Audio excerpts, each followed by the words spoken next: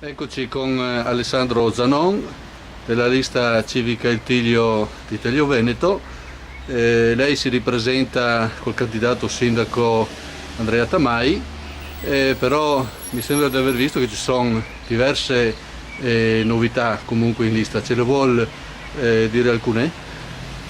Sì, rispetto alla precedente elezione comunale ci sono 5 nuovi innesti, frutto di altri 5 che si sono riconfermati. 5 nuove persone, 4 donne, un ragazzo, tutte molto giovani. È stata una decisione questa un po' di movimento, diciamo non necessariamente per il fatto che prima era una lista in là con gli anni, ma semplicemente per il fatto che crediamo sia questo il modo giusto di operare, di dare la possibilità a nuove leve di potersi fare le loro esperienze e poi per i prossimi 5 anni avere così una squadra pronta, capace, con le potenzialità di poter amministrare nuovamente il comune. Le 5 persone che non si sono riconfermate per vari motivi, chi per lavoro, per altre mire, quindi abbiamo deciso insomma così di dare questa continuità comunque con il rinnovamento già iniziato a nostro avviso 5 anni fa con l'elezione appunto di Palazzo. E allora per capire un po' meglio anche com'è composta la lista, perché dietro a liste civiche di solito c'è sempre una corrente o di destra o di sinistra, a volte è trasversale. Lei è notoriamente un renziano, se si può dire, almeno così si legge, no? Però Andrea Tamai credo invece che sia di un partito ben chiaro. C'è una corrente definita o è proprio trasversale come lista? Allora io faccio solo presente a questo fatto, nel momento in cui noi siamo andati a ricercare nel territorio queste nuove persone che potessero darci una mano, né io né il candidato sindaco né altri abbiamo chiesto, e mai chiederemo, se questi ragazze avessero in tasca qualche tessera di partito politico o comunque avessero una preferenza di qualche ideologia piuttosto che un'altra. Questo perché? Perché noi crediamo che ci sia necessario innanzitutto avere chi ci può dare una mano e che non è una cosa scontata visto i periodi, visto che comunque persone che sono disposte a dedicare il proprio tempo e le proprie risorse a favore della collettività ce ne sono purtroppo sempre meno, quindi abbiamo chiesto la loro disponibilità di impegnarsi a lavorare tempo perché inevitabilmente ci vuole tempo e non abbiamo chiesto altro. Per quanto riguarda noi, veniamo da 5 anni di amministrazione dove assieme ai colleghi abbiamo discusso di moltissime tematiche riguardando il nostro comune,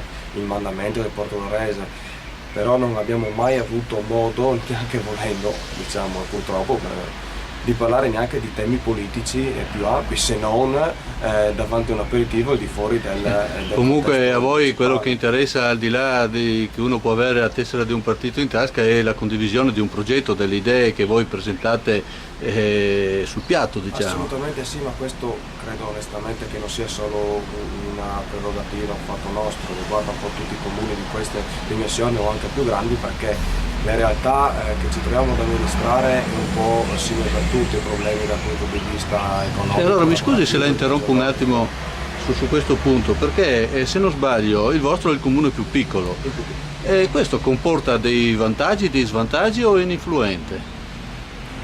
ma credo che le diversità, la diversa provenienza, le esperienze fatte precedentemente siano tutte un aiuto che possono che può portare poi nell'amministrare la cosa pubblica, chi viene dal mondo dell'associazionismo, chi lavora nel settore privato, chi pubblico.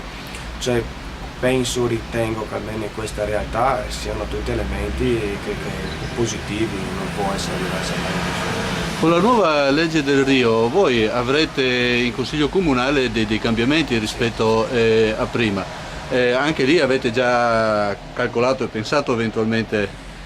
Sì, purtroppo con questa riforma si pensa come sempre di andare a risparmiare, no? Come se fossero questi gli sprechi della pubblica amministrazione. In realtà penso che sia un danno dal momento che il sindaco si troverà al vice sindaco un solo altro assessore, a guardare di quanto succede adesso dove oltre al vice sindaco ne altri 3.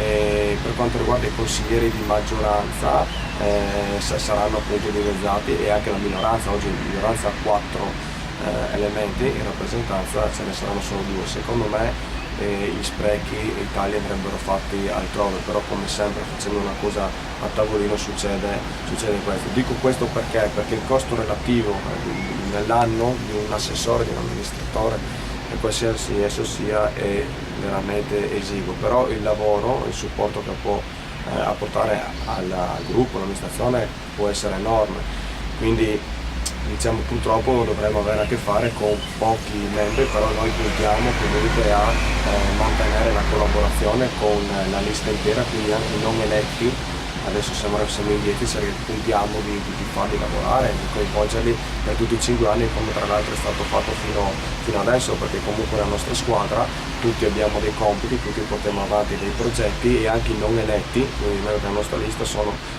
comunque sempre informati e aggiornati su quello che il gruppo di maggioranza fa. Ecco, allora concludiamo con una cosa, con un focus sul progetto, perché sono appena state depositate le liste in pratica 2 giorni fa, e non so se sono già pubblicate all'interno dei singoli comuni o se vengono pubblicate, credo di sì.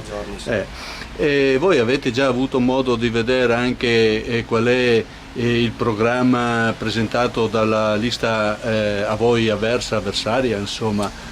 Allora, diciamo questo, ancora no, anche perché i programmi che vengono presentati in questa fase sono molto riduttivi, schematici, perché sono appunto, per esplicare una pratica burocratica, ovviamente quelli più nutriti, dettagliati verranno nelle prossime settimane, con la presentazione anche ai cittadini e nelle assemblee pubbliche e sotto forma di pubblicazione su siti cartaceo attraverso adesso... Quindi diciamo questo, però sostanzialmente, che il territorio è quello, le problematiche sono quelle, quindi presumo che in linea di massima i punti di intervento saranno gli stessi. Certo che da parte nostra, con l'esperienza alle spalle, abbiamo degli elementi più dettagliati, più specifici, per poter fare delle previsioni, cosa che obiettivamente non è semplice fare perché si trova al di fuori del municipio, quindi può solo, come dire, immaginare delle dritte. Infatti già in queste settimane, questi mesi che ci precedono, personalmente ne ho sentite diverse, anche di buone idee,